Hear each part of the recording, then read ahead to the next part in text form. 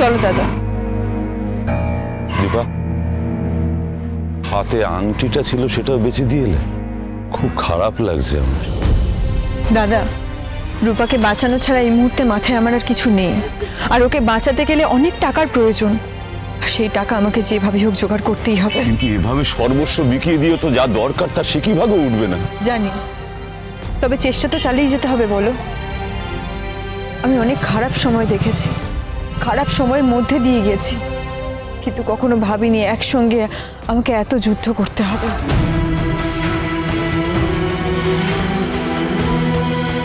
এসো দাদা, বলো। আমি যদি হেরে যাই? হেরে যাবে? এসব কি বলছো দীপা? তোমার মুখে এই কথা ভেমা না। কিন্তু তুমি তো জানো একসঙ্গে এতগুলো টাকা আমার পক্ষে জোগাড় করা সম্ভব না।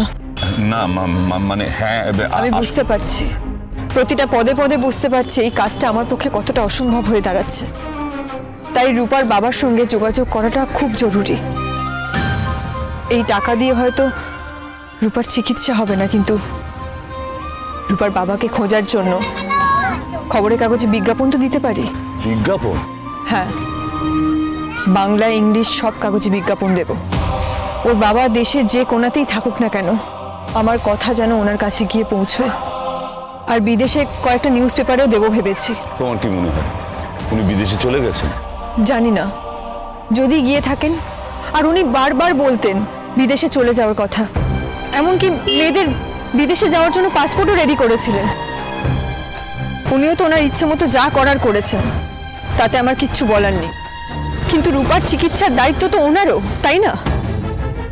দাদা, আমি আমার মেয়ের জন্য আমার মান সম্মান বোধ সবকিছু সরিয়ে রেখে ভিক্ষা অবধি করতে পারি, কিন্তু তাতেও কি এই টাকাটা জোগাড় হবে? না, তুমি যা ভেবেছো সেই মতোই এগোনো যাক।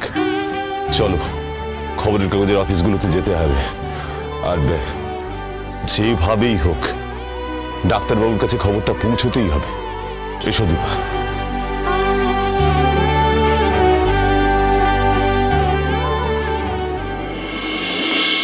ওনার প্রেশারটা হঠাৎ করে শুট আপ করা এরকম অবস্থা হয়েছে। প্রেশার যদি কন্ট্রোলে না থাকে তাহলে কিন্তু আরো খারাপ জিনিস হতে পারে, সেরিব্রাল অ্যাটাক পর্যন্ত। ভালো হতো যদি হয়ে যেত।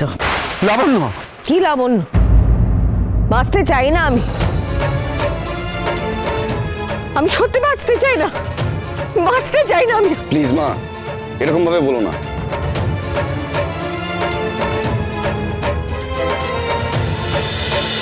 অনুরাগীর ছোঁয়া, সোম থেকে রবি রাত 9:30টায় স্টার জলসায়।